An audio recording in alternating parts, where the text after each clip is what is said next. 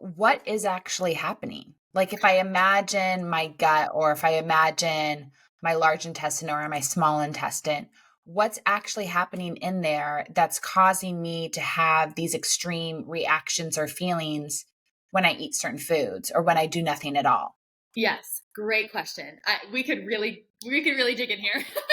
so, so many different things could be going on. We can kind of generalize it by saying imbalances within the gut environment. So when I say the gut environment, I mean really where the food is entering, right? So digestion is a north to south process starting in the brain.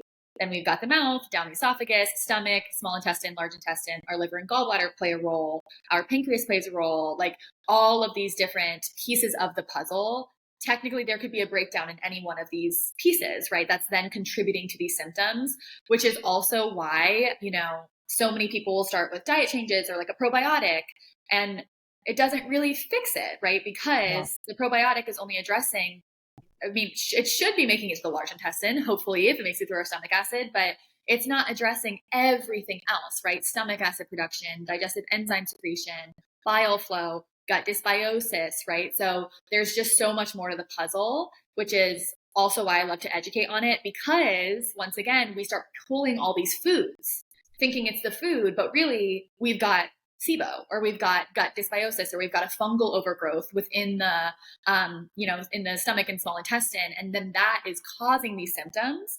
So the answer is not really to just like never eat sugar again and fear fruit and pull all grains, right? I mean, you'll just drive yourself nuts doing that and develop nutrient deficiencies. And then our eating habits get weird, and it just kind of downward spirals from there, where what we really need to do is understand, how did you get that overgrowth, what happened, and how do we get rid of that overgrowth and target that. So in a more general term, we could call it like gut dysbiosis, which just means an imbalance in our gut microbes, more specifically bacteria, but it can look like many different things. Overgrowth of the not so supportive good gut, like our or the opportunistic bugs, an undergrowth of our good gut bugs.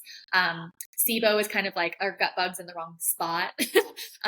Fungus, fungal overgrowth, a parasitic infection. So there's a lot that can be causing these symptoms, which is why we run testing with all of our clients to actually identify like what is your underlying root cause. Usually root causes, there's a couple things at play, Mhm. because your body's so resilient. Like it can kind of figure some of this stuff out. It's kind of like, oh, what kind of put us towards that tipping point where all of a sudden like the body can't really regulate on its own anymore.